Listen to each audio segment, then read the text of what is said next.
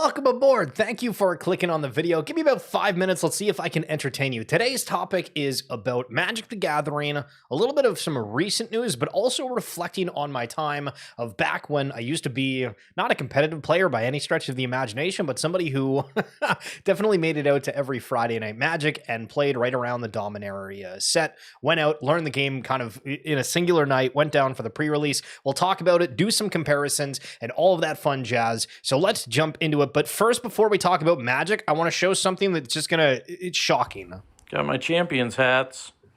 I'm assuming everybody saw that the Seattle Seahawks won the Super Bowl, first of all, right? In the mail today. I ordered it in 2 sizes to make sure I had the right fit. They canceled the other size, 7 3/4, so I only got the 7 5/8. Looks great. Except there's one problem.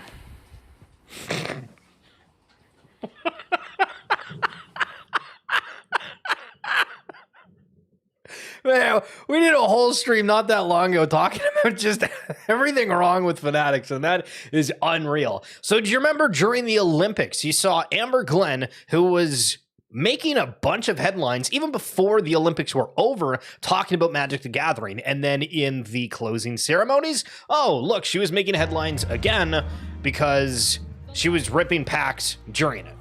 And everyone went scrambling, trying to find the footage of it.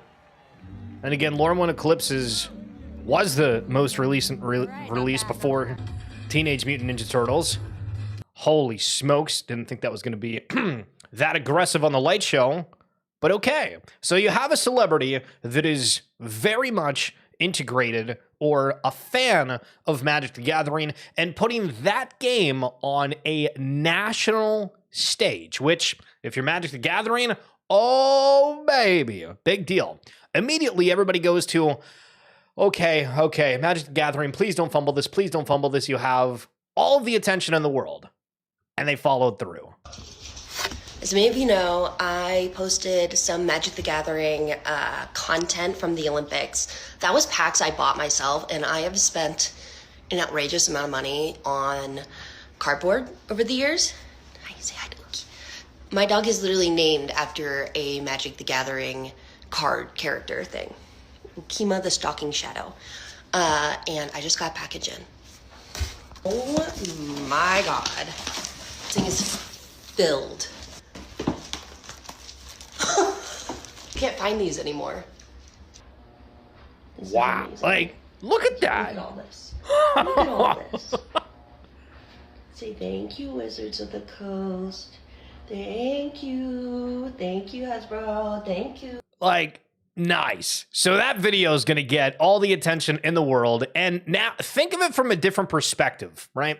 If you're an athlete, and not that Amber Glenn's not a nobody by any means, but all of a sudden, if you're able to say, hey, look, there's somebody that's into like the same hobby as me. Oh my God, they're Olympian. Holy smokes, we can, we have the same interests. Like, this is cool. They're putting my favorite thing on a main stage. It's great. And I think what might end up actually happening is a trickle effect of people realizing, hey, if I get a chance to be in the spotlight and I'm passionate about this particular hobby, whether it be trading cards or elsewise, how can we make the most of that situation? And obviously, who knew that going out and talking about Magic the Gathering in some of the interviews and during the closing ceremony would cause the attention that it did? But also, Amber Glenn herself liked the tweet. Yo, not too shabby, eh? Not too shabby. So at the same time, you have that. Well, TMZ is releasing a story of Post Malone.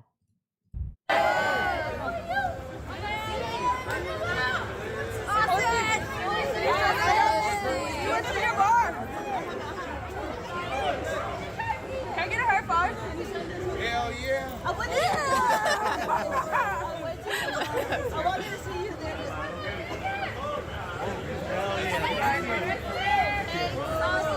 Post a picture, please, for my sister.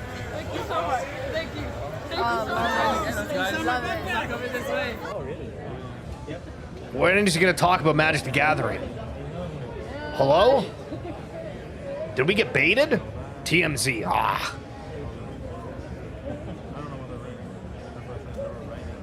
So he's doing a card deal behind the scenes.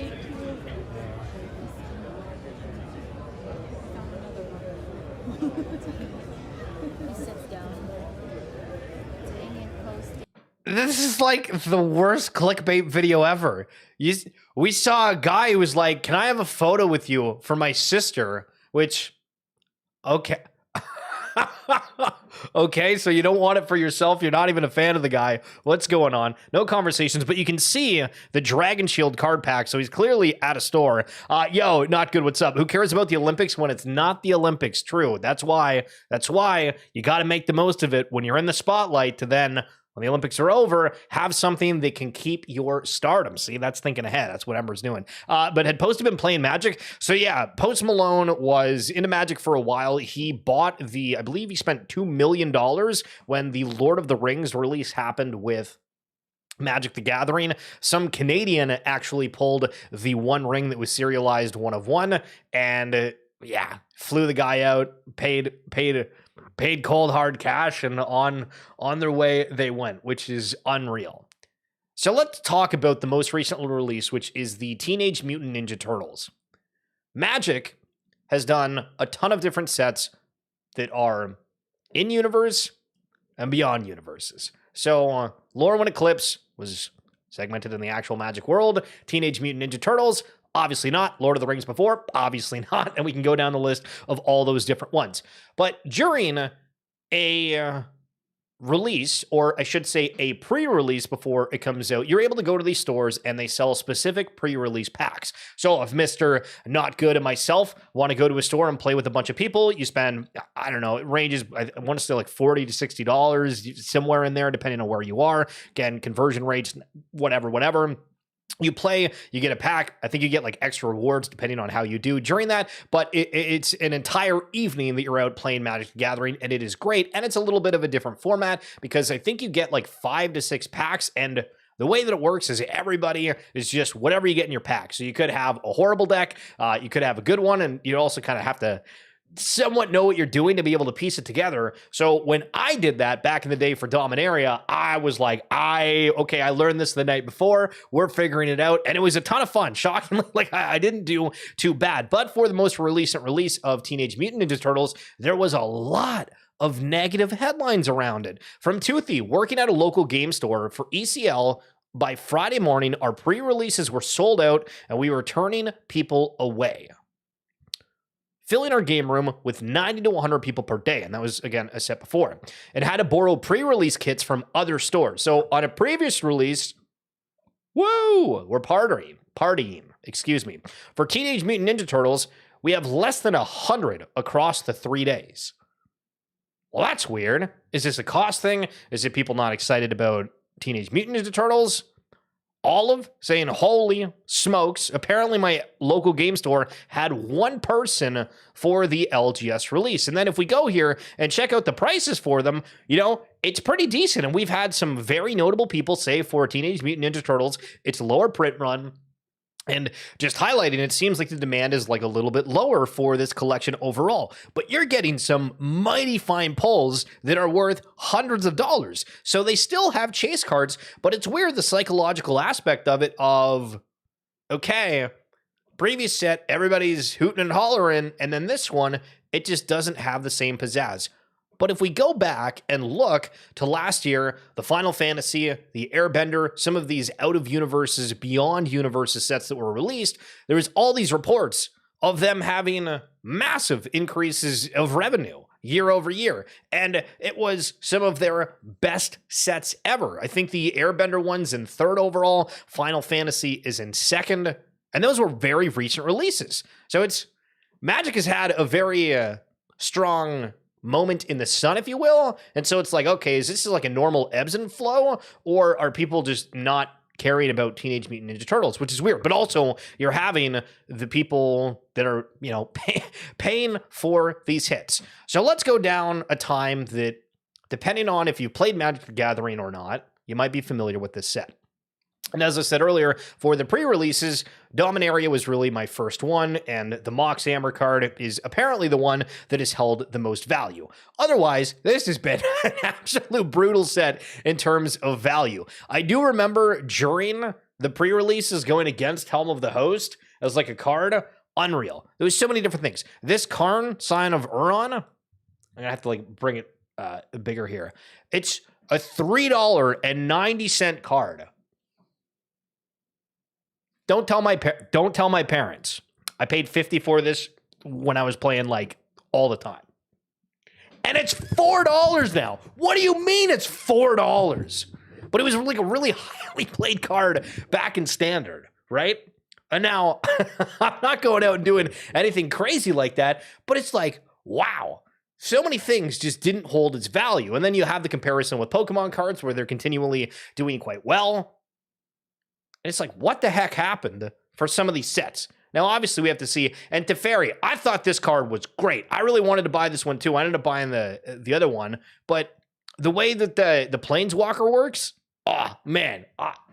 Learning all this stuff, figuring out the different decks, and then learning about like trinkets and budget decks. Those were some of my favorite things. And then there was this particular deck that was a red deck that had you attach these weapons to a certain character, and if they have components, they get buffed. And then it was like, oh my goodness. And I was playing it on Magic Arena and in person, and I was doing great. And I was like, this is like a $10 deck, and we are cooking, baby.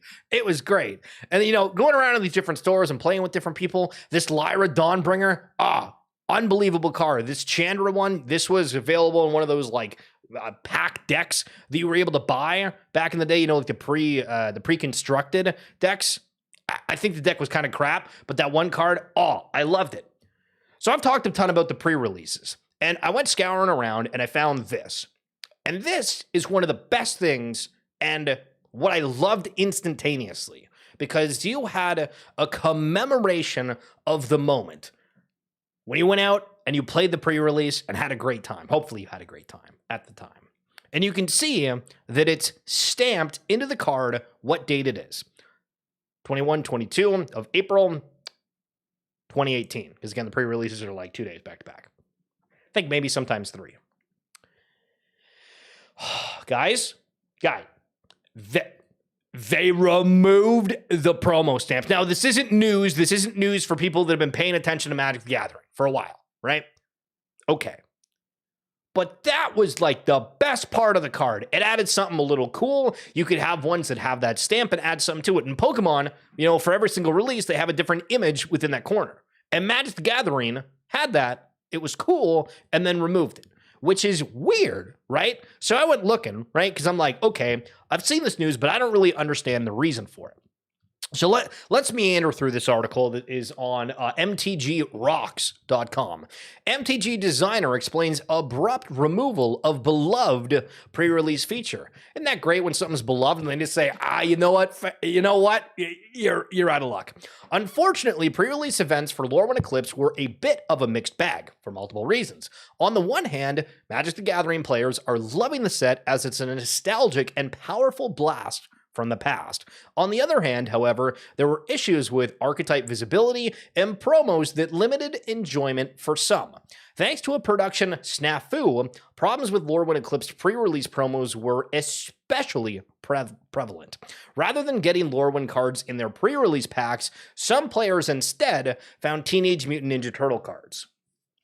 So they messed up the production, similar to the Fanatics at the beginning, where we saw a Seahawks hat that had the Patriots logo on the back. The Lorwyn Eclipse cards that were supposed to have the Teenage Mutant Ninja Turtle promos didn't. While the TMNT MTG leaks dominated the weekend's discourse, that wasn't the only problem with Lorwyn Eclipse pre-release promos. Ending a decade's worth of tradition, Wizards decided to remove the stamp from pre-release promos for the set. While MTG designer Gavin Verney has since explained why this happened, many players still aren't happy about it. Yo, Jeremy! We got to talk about Riftbound.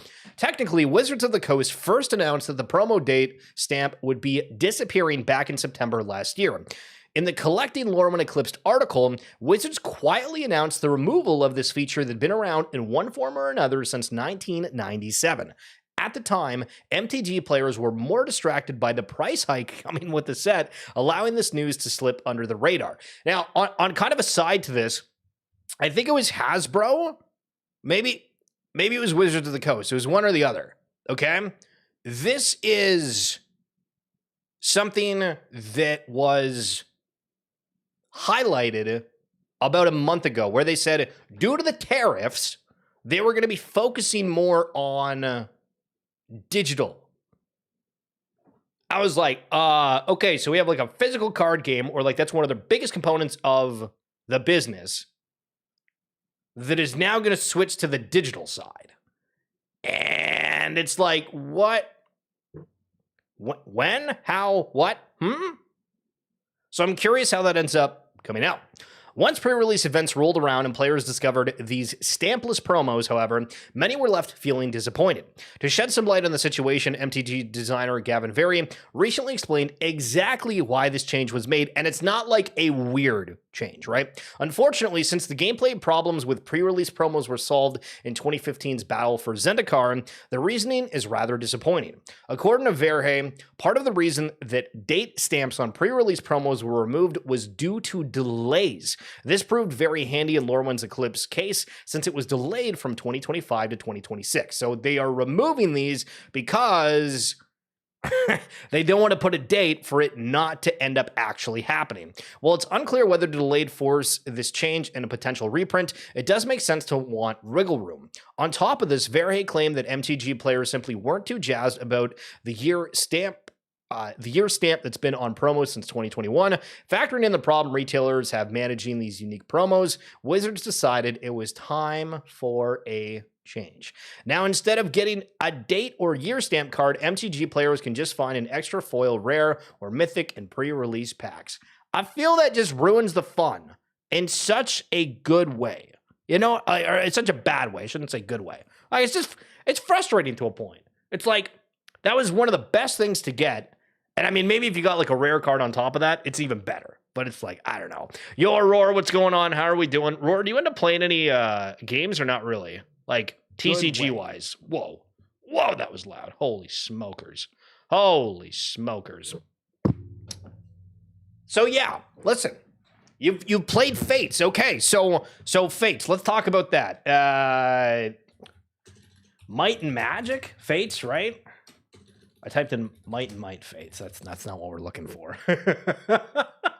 Strategic battle card game. Okay, so this is like a complete random aside here, just because Roar won't bring it up, and that nothing to do with Magic. But we've seen a lot of different brands, companies get into the trading card space. Might and Magic. You might be familiar with this game way back in the day. Actually, now that I say that, if we do Might and Magic video game. I mean, there's so many different videos that, okay, so we'll show this one. So you might be familiar with some of these different ones where I think, yeah, you had like the characters going around, you had like these little battle. I think I played this one growing up. Because there's multiple different ones, but you were going around, you had the, yeah. Hold on. Hello and welcome. But you had these little battles, right? And if you played in the time, you would absolutely remember this. So they've not done a whole lot. It's been an IP that I remember, right? But they're bringing this back, and Roar, they have this like all done, like they're trying to do it like the Web3 realm, right? Because I think Immutable was somebody that was partnering with them. Obviously, they got on all of these other things as well. Discover True Might and Magic. Yeah, I don't know if there's anything to like look at that would give us like a quick thing. Yo, Zamoy, what's up? It's much easier to resell, but I agree it's cringe to lose the stand. That's the best part. I loved it. It's a good game, but it turn your card into an NFT. Doesn't work when it comes out. It will flop, but it's been fun. Oh, okay. Yeah, I mean, there's been a lot of happenings within the digital landscape space, and also for Immutable, they keep saying, oh, we have like a bajillion in 5 games. A bajillion in 5 games. Like, how many people are actually playing them? That's right, their plans are NFT Web3 related. I mean, it's not necessarily like a bad thing. Like, it goes back to the conversation that I talked with somebody whose boss reached out to them and they were like, hey, do you want to do this digital collectible NFT project? And they were like, I don't know. And why are they doing it? Well, because the industry that they work in, they're like, oh, we need to change something up. But also, you see certain companies trying to find a viable path forward on that front. And actually, to kind of connect it, as we're thinking live here, Hasbro, Wizards of the Coast, Magic the Gathering, all of that, saying we're going to look at trying to do more things like online. Does that mean that they are going to experiment at all? That's the main question. Yo, Dermy, when's the next time you're in the States? I think actually like in September, we might be going down to Dallas. We might be, tentatively speaking. So I think you're around there. And if you are, hell yeah, absolutely get together on that front. So this is me yapping away. If you guys have any extra thoughts, let me know. But again, we go live Monday through Friday where we talk about collectibles, mainly TCGs as of lately. And I wanted to give a little bit of a story time while highlighting, we got athletes that are highlighting Magic the Gathering that's gotten themselves a spotlight for talking about trading cards. That's the first domino. Who else is going to jump on that train? A lot of people grew up playing Magic the Gathering at one point or another. Some people went away from it. And I've connected a lot with a lot of friends that I know in person over the last little bit. And probably the shocking thing to me, because I've been uploading certain bits of clips from streams, Instagram, wherever else, and people are randomly hitting me up with their, hey, I bought this card, or hey, I think this is cool, or, you know, yeah, I'm just getting back into trading cards. And it's so many people. It's honestly so many people that are getting back into it, whether that be Pokemon, whether that be Magic, whether that be One Piece if they're finding that, and it's sports cards. Sports cards are a huge thing. A lot of people have been responding to me to that. So I think the hobby, the collectibles, the aspect of people trying to reconnect and find joy in something in their day-to-day lives that they once loved is coming back full force. And yo, Jeremy, hell yeah. Thank you guys so much for coming on through. Zamoy, Roar, yo, Jeremy, and Mr. Not Good. Listen, mod of the year coming through on Mr. Not Good. But I'll talk to you guys tomorrow again. If you're wanting more streams, if you check out the live, we got that. And again, I'll throw down the RWA segment from this past week, which we talked with Svi and went hella in depth. We talked about the celebrities that are now highlighting everything around trading cards, which we brought up the Amber Glenn thing, and Kevin O'Leary yesterday. We went in depth, sort of, on Kevin O'Leary's Michael Jordan, Kobe Bryant card, the signed Logoman. He put it in a chained case, just like Logan Paul did. Why the hell has he been doing that? Yo, Jugs, thank you. Been enjoying your videos that hit on all the areas of collectibles. You're a Marvel card guy. Oh, I don't know if I have it here. Oh, I do. Okay, hold on a minute.